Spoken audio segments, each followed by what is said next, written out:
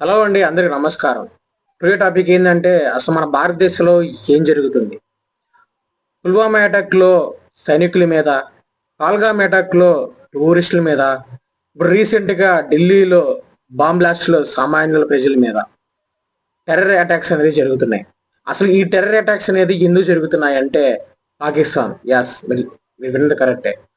పాకిస్తాన్ లో ఉన్న టెర్రరిస్టులు వాళ్ళకి మోటివ్ ఏం లేదండి, మన దేశాన్ని విచ్ఛిన్నం చేయడానికి, మన దేశ ఆర్థిక భద్రతలను నాశనం చేయడానికి వాళ్ళు పూనుకున్నారు. ఈ ఈ పిఓకేని ఈ కాశ్మీర్ని, ఈ దేశాన్ని ఎలా నాశనం చేయాలన్నదే వాళ్ళ మొదటి ఎయిమ్. అందుకని వాళ్ళు భారతదేశంలో కొంతమందిని ఎంచుకొని భారతదేశ భారతీయులను ఉపయోగించి భారతీయుల మీద తిరగబడేలా చేయడమే వాళ్ళకి ముఖ్య ఉద్దేశం. రీసెంట్ గా మన భారతదేశం ఆపరేషన్ సింధూర్ అనేది చాలా సక్సెస్ఫుల్ గా జరిపింది పాకిస్తాన్ మీద. చాలా మంది టెర్రర్ క్యాంపులని ధ్వంసం చేసింది.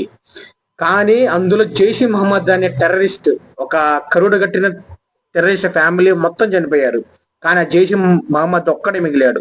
ఆ జైష్ మహమ్మద్ అనే వ్యక్తి సామాన్యులు కూడా మొన్నటి వరకు యువకుల్ని టార్గెట్ చేసి ట్రైనింగ్ ఇచ్చి మన భారతదేశం పంపించేవాడు. కానీ ఇప్పుడు మహిళలు కూడా ఎంచుకున్నాడు, పిల్లల్ని కూడా ఎంచుకుంటున్నాడు.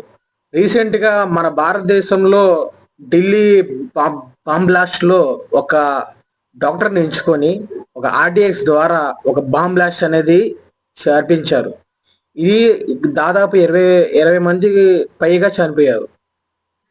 ఇలాంటివి ఎప్పుడు పునరావృతం కాకుండా మన సెంట్రల్ గవర్నమెంట్ అండ్ మన మన intelligence bureau and national intelligence agency కూడా మంచిగా పనిచేయాలి. మన అజిత్ దోవల్ గారు కూడా ఇలాంటివి జరగకుండా చేయాలని మనం మనస్ఫూర్తిగా కోరుకుంటూ జై హింద్.